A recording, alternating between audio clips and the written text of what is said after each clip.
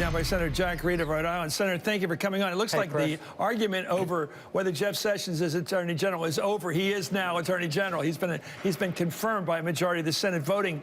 What do you make of the argument about Rule 19 and Elizabeth Warren? Well, I think the Republicans made a mistake to try to silence Elizabeth Warren. In fact, what they did is amplified her voice. Millions and millions of Americans now are aware of Coretta Scott King's letter. I think her logic was very persuasive. She was reading a historic document by an icon of the civil rights movement describing the behaviors that she observed.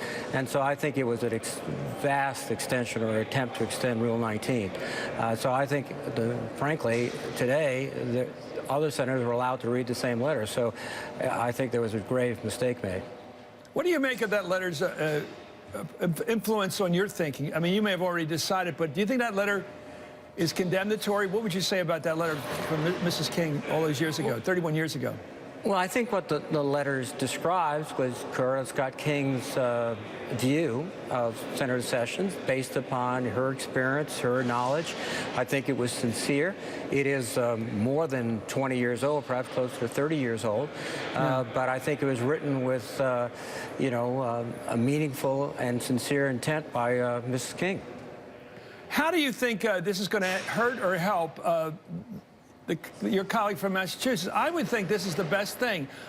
You know, however it happened, it seems to me Mitch McConnell, the Republican leader, has given her the most national attention, a positive way she could ever get. I don't think anybody's holding against her what she said in quoting Mrs. King's letter. In fact, they're saluting her for it.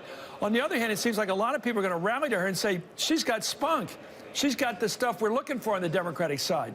Well, I think you're exactly right. She's showed not only great eloquence, but also great determination. She wanted to be heard. She didn't want to be seated and silent. She wanted to participate in the debate in the Senate. I think she also viewed that she was reading a historical record, not making a deliberate personal attack against any other senator. Thank you so much. It's an honor to have you on, Senator Reed of Rhode Island, of Rhodey.